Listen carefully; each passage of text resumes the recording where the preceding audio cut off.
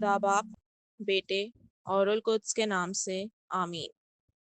अजीज़ों, हमारे लिए आज का जिंदा कलाम मुकद्दस मत्ती की मार्फत लिखी गई अंजील, उसका 19वां बाब, 16वीं ता 22वीं आयत। और देखो, एक शख्स ने पास आकर उससे कहा कि ए उस्ताद, मैं कौन सी नेकी करूं ताकि अब्दी जिंदगी पाऊं। उसने उससे कहा कि तू नेकी की बाबत मुझसे क्यों पूछता है? नेक तो एक ही है, लेकिन अगर तू जिंदगी में दाखिल होना चाहता है तो हुक्मों पर अमल कर। उसने उससे कहा, कौन से हुक्मों पर? यसु ने कहा कि इन पर, तू खून मत कर, ज़ना मत कर, चोरी मत कर, झूठी गवाही ना दे, अपने बाप और अपनी माँ की इज्जत कर, और तू अपने हमसाए को अपनी मानद प्यार कर। उस नौजवान ने उससे कहा, इन पर मैं अमल करता आया हूँ, अब मुझ में क्या कमी है? यसु ने उससे कहा, अगर तू कामिल होना चाहता है तो जा और अपना सब कुछ बेच डाल और गरीबों को दे, तो तुझे आसमान पर खजाना मिलेगा, और आकर मेरे पीछे हो ले। मगर वो नौजवान ये बात सुनकर गमगीन हुआ और चला गया, क्योंकि उसकी बहुत दौलत थी। पाक कलाम के पढ़े और सुने जाने पर खुदा की बरकत हो, खुदा का शुक्र हो। खुदा बाप और बेटे और उल्कुस के नाम में आमीन।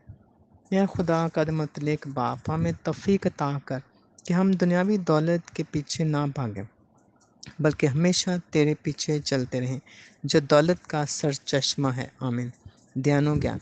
मसीह खुदावन में मेरे अजीज़ बहन भाइयों और प्यारे बच्चों, आज के इंजील मुकद्दस में खुदा हम सबको एक बहुत ही ख़ास पैगाम देते हैं कि तू अपने हमसाए को अपनी मानद प्यार कर। ज़रा सोचें कि क्या हम ऐसा करते हैं, हमसाए को प्यार, मगर हम तो अपने सगे बहन भाइयों और रिश्तेदारों को भी नहीं पूछते कि वो किस हाल में जी रहे हैं। तो हमसाए को अपने मानद प्यार करना तो दूर की बात है, मगर हमारे खुदावंद यीशु मसीह ने क्या हुक्म दिया है कि हमसाए को अपने मानद प्यार कर।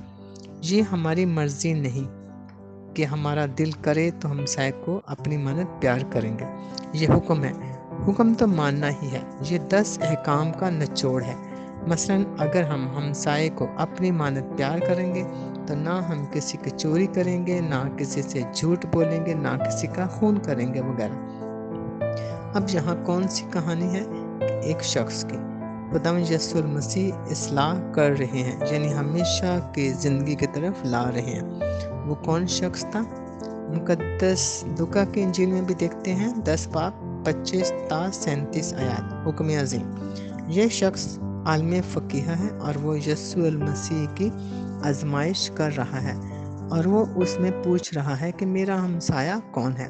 अब यीशु ने उसे तमसील बयान करते हुए बताया कि नेक सामरी के तमसील जो हम सब ने सुनी हुई है। तो जिस तरह फ़कीह और फरीसी अपने आप को रास्तबाज ठहराते थे या समझते थे, इसी तरह आज भी हम में से बहुत से लोग हैं जो अपने आप को रास्तबाज ठहराते हैं। जिस तरह खुदावंद यीशु मसीह ने उस नौजवान से कहा कि सिर्फ एक बात की कमी है, अगर तू कामिल होना चाहता है तो जा और अपना सब कुछ बेच डाल और गरीबों को दे, तो तुझे आसमान पर खजाना मिलेगा, और आकर मेरे पीछे हो ले। तो अजीज़ों, वो क्यों गमगीन हुआ? क्योंकि उसकी बहुत दौलत थी। आजकल मसाइल क्यों हैं, परेशानियां क्यों हैं कि हम दौलत इकट्ठी करने में लगे हुए हैं, दूसरों की मदद का तो सोच भी नहीं सकते। बस सारी गड़बड़ यहाँ है। हमारे लिए आसमान पर खजाना कैसे जमा हो सकता है?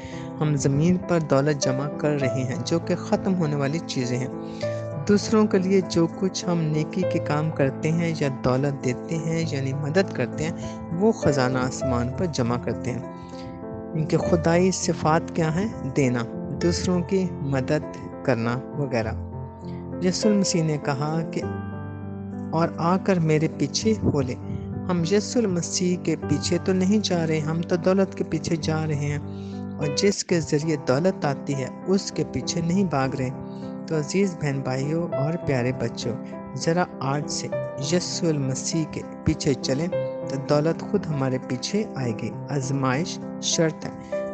خداوند ہم سب کو ایسا کرنے کا فضل عنایت فرمائے۔ سب کچھ مانگتے ہیں خداوند یسوع المسیح کے وسیلے، آمین۔